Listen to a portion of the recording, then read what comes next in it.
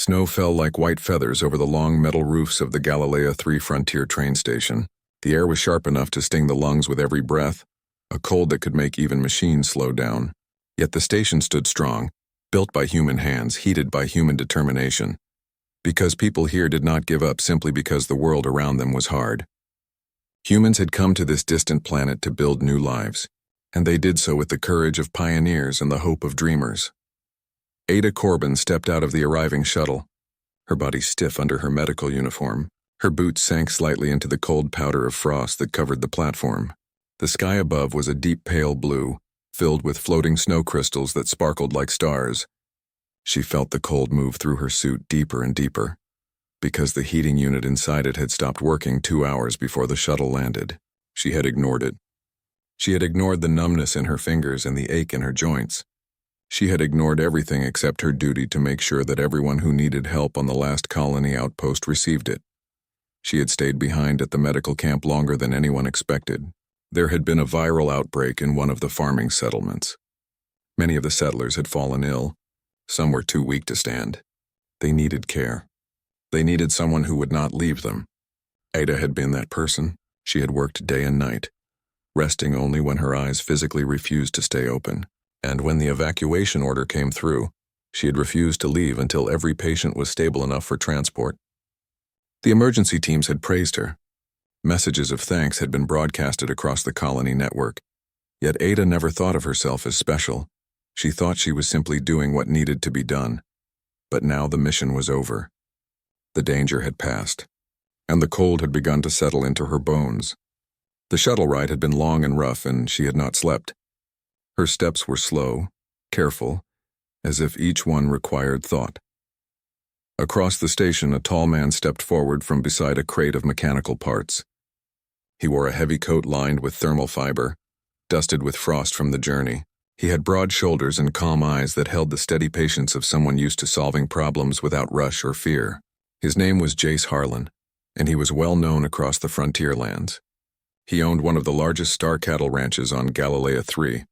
Many considered him wealthy, others considered him strong. Those who knew him well knew he was simply kind. Jace had come to the station expecting to meet a shipment of supplies for his ranch. But as he waited, he noticed the nurse standing in the snow. He recognized the emblem on her uniform. He remembered hearing her name through the colony broadcasts.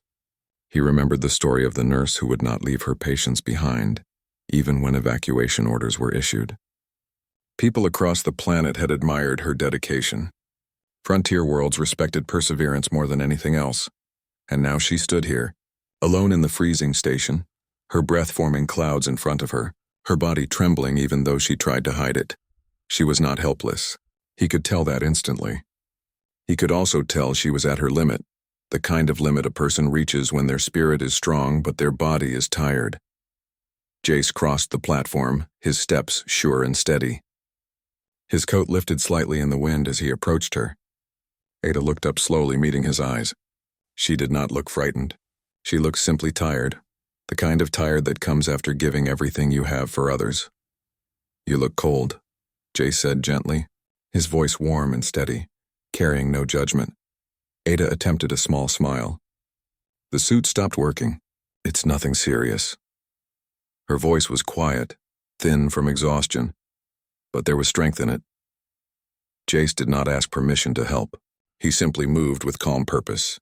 He slipped his heavy coat from his own shoulders and placed it around hers.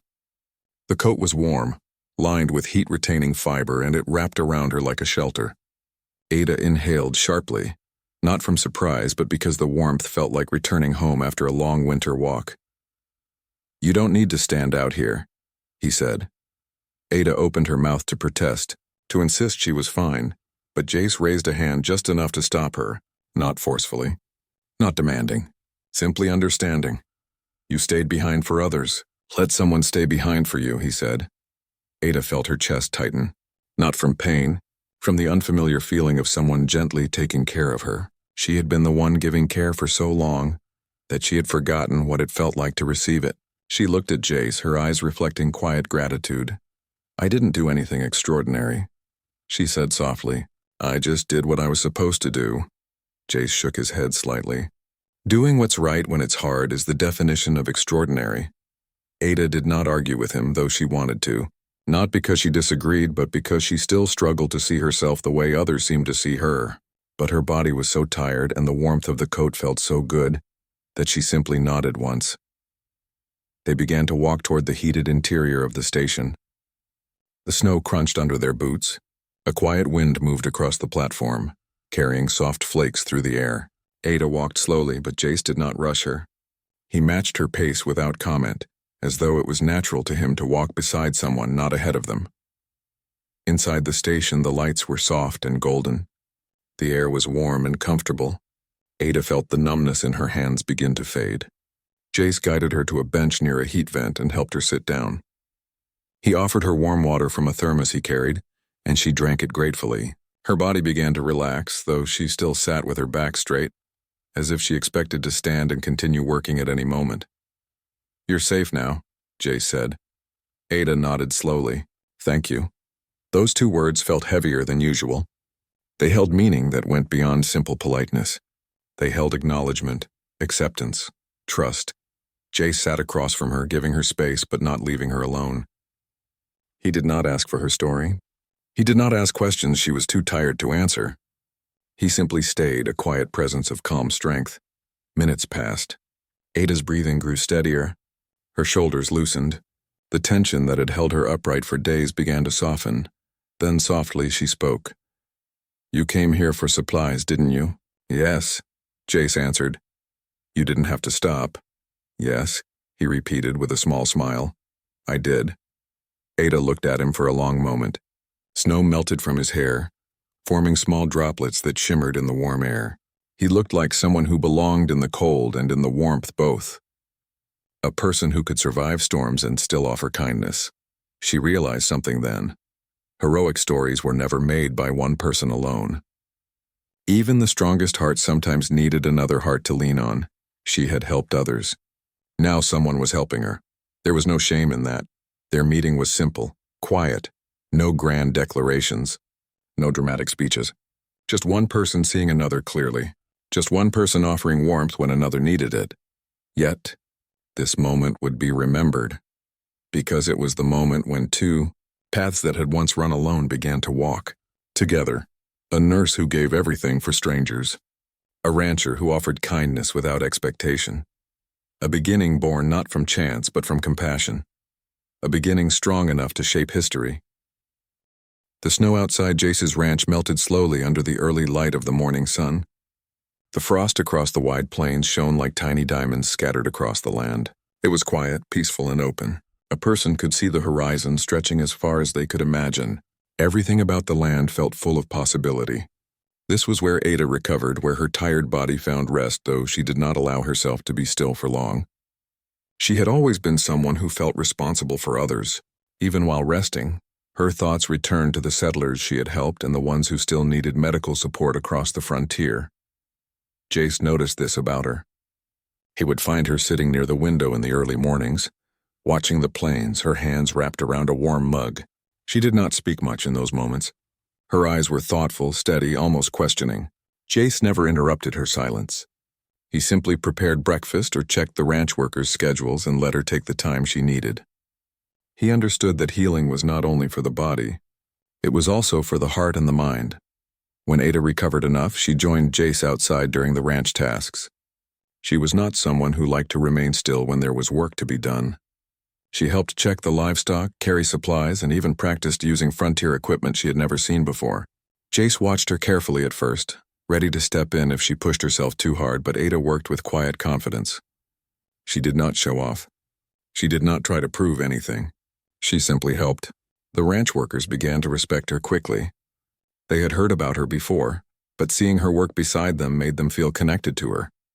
In the evenings, they would all eat together at a long wooden table. Laughter and conversation filled the room. Ada listened more than she spoke, but every time she did speak, people listened. She had a calm voice that made others feel steady. She did not tell dramatic stories about her medical mission.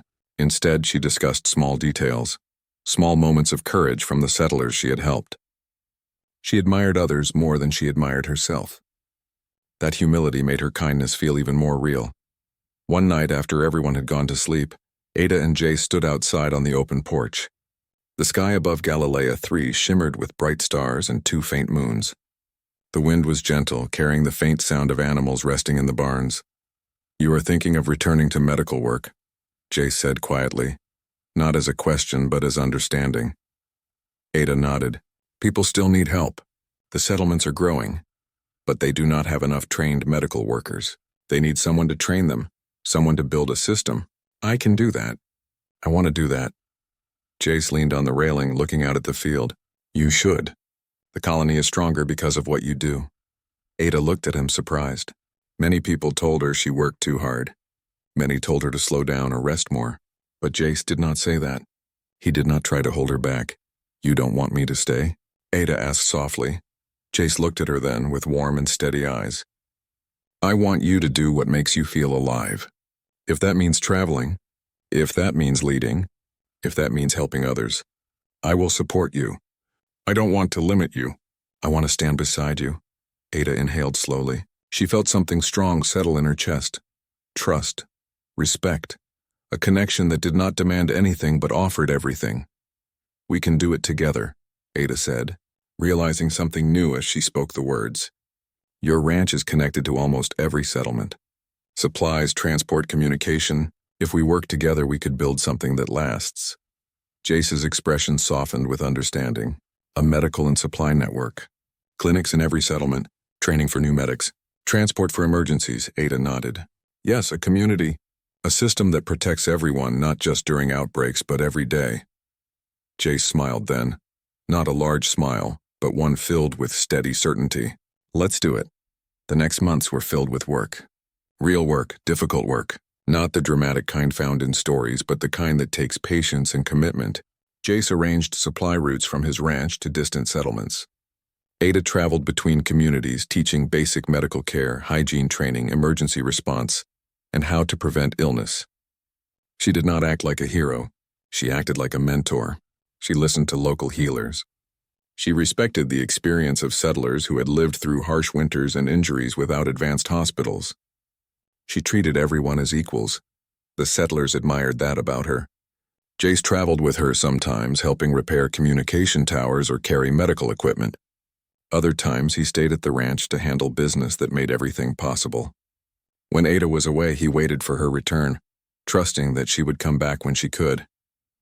When she returned, she always brought stories of progress, new trainees, and small victories that meant the world to the colony. Word spread across Galilea 3.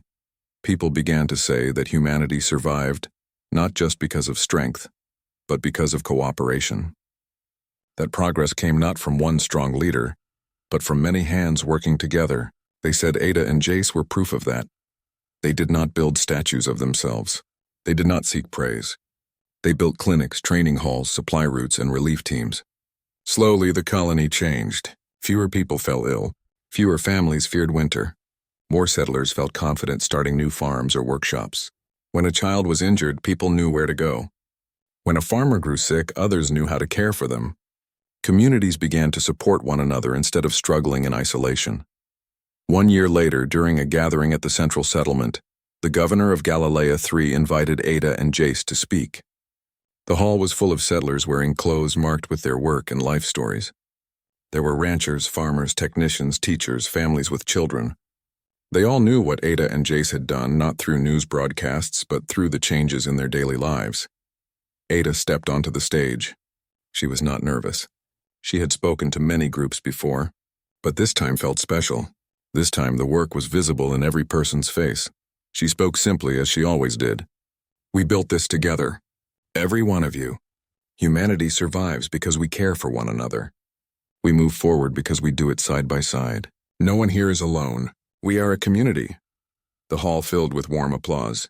It was not loud because of excitement. It was warm because of gratitude. Because everyone in the room understood the meaning of those words. After the gathering, children ran up to Ada to thank her. Families greeted Jace warmly. The two of them stood together among the crowd, surrounded by the lives they had touched. Over time, people began telling the story of the freezing nurse and the rancher who gave her warmth. and how that moment of kindness grew into something that changed the future of an entire colony. Their story was not remembered because it was dramatic. It was remembered because it showed what humanity could be when compassion and determination walked together. They continued their work for years. The colony grew stronger, safer, and more connected. Their partnership deepened in ways words did not need to describe. They were two people who respected each other, two people who supported each other, two people who walked forward together, building something that would last beyond both of them. And when historians wrote about them, they wrote one simple truth: